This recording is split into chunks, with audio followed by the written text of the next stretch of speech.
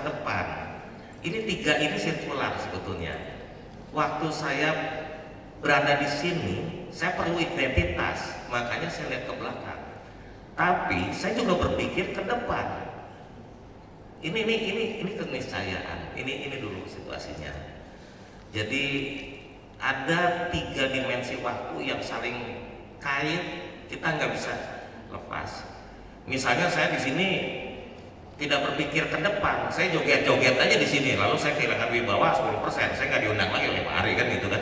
Misalnya, saya karena dimensinya saya nggak ke depannya saya abai gitu ya, atau saya joget-joget di jalan gitu kan. Wah ini ditangkap polisi kenapa? Nggak waras kan gitu misalnya. Jadi kita tidak bisa lepas dari tiga dimensi perspektif berpikir apa. Ada masa depan saya harus jaga dari sekarang dan diprediksi. Ada identitas sekarang saya harus jaga karena saya punya masa lalu.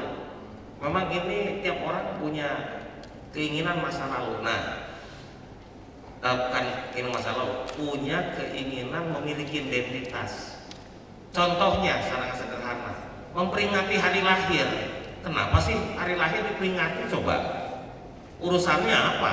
Udah hidup, udah kenyataan, yang paling penting kan baik. Enggak, kita perlu perayaan hari-hari raya. Untuk apa? Ini masalah identitas. Lalu pas denger, ini kok musiknya kok dari ini ya? Oh iya, itu saya punya nenek moyang. Ini identitas. Setiap manusia butuh kejelasan identitas. Ini saya coba ambil ilustrasi yang agak abstrak sedikit. Ada teman-teman senang musik-musik yang aneh sekali, avant-garde misalnya. Musik-musik yang bukan nada lagi, tapi bunyi. Bahkan bunyi air, bunyi apapun jadi musik. Kenapa bermain sana? Lalu dia bilang, tengok di belakang saya siapa nenek moyang saya? Oh ada John Cage, ada apa? Lamontian, ada siapa? Oh ternyata nenek moyangnya gitu, keren juga ya.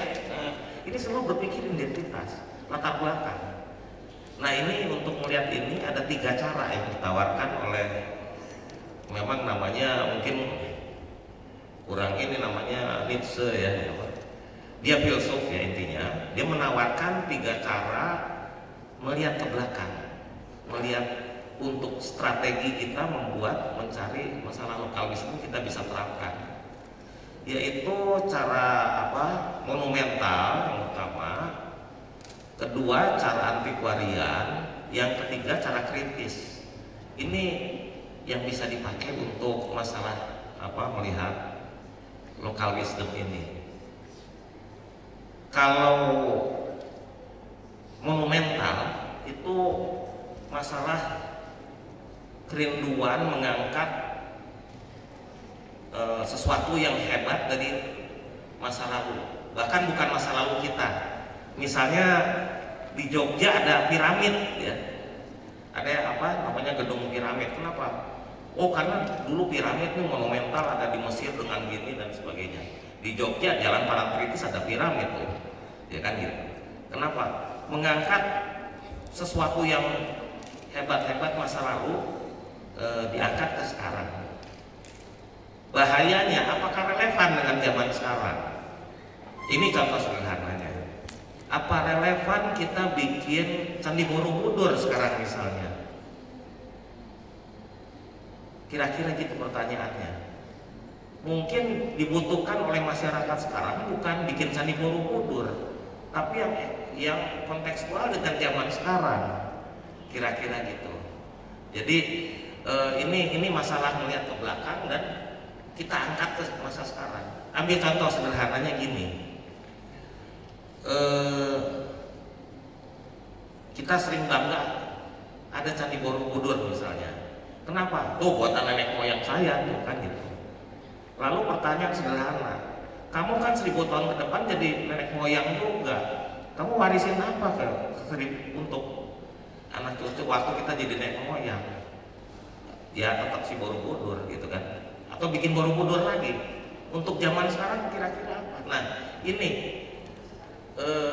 masalah mengangkat yang lama, memelihara yang lama itu bagus, tapi kita tarik ulur sama satu, bahwa suatu kesenian itu tidak lepas dari masyarakat zamannya.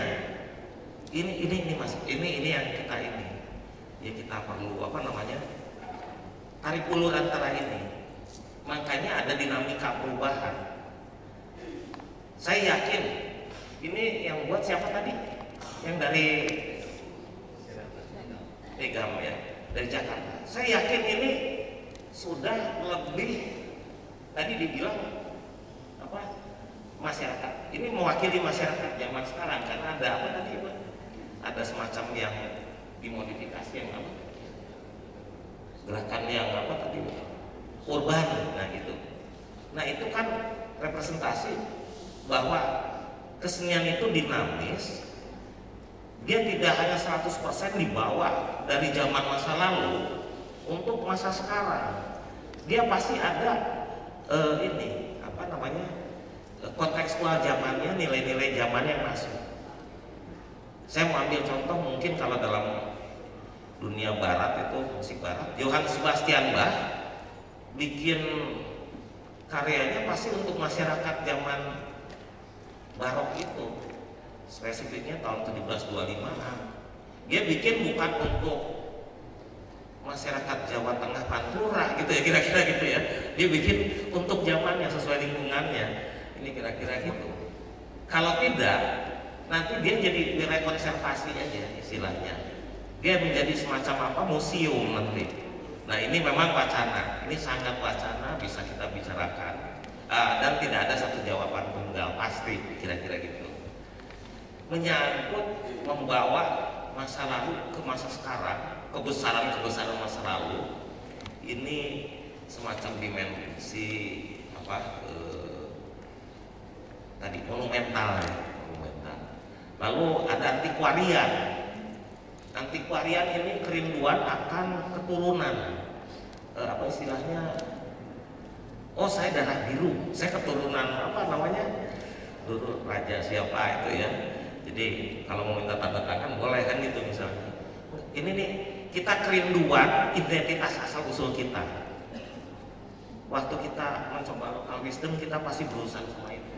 Nah seberapa jauh lagi ini kita bawa melulu begitu aja, bahwa sebetulnya kalau saya misalnya gini, dulu diisi ada yang bilang gini, kampungku judulnya bikin karya, kok jadi kayak kampungnya di Wina, padahal saya tahu dia orang Bantul kan gitu.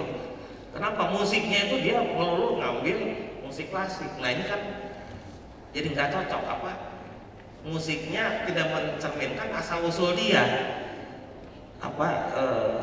dia lebih mencerminkan di luar dia. Ini juga agak membingungkan.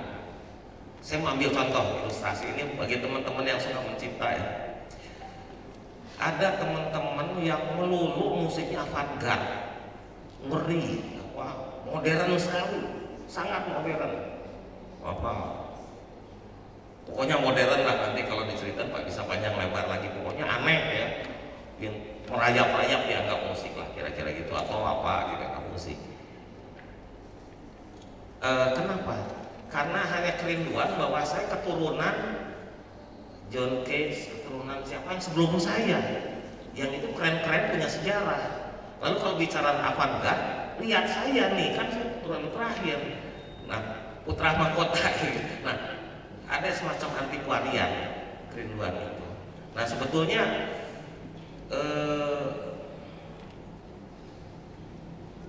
apa jujur masalahnya?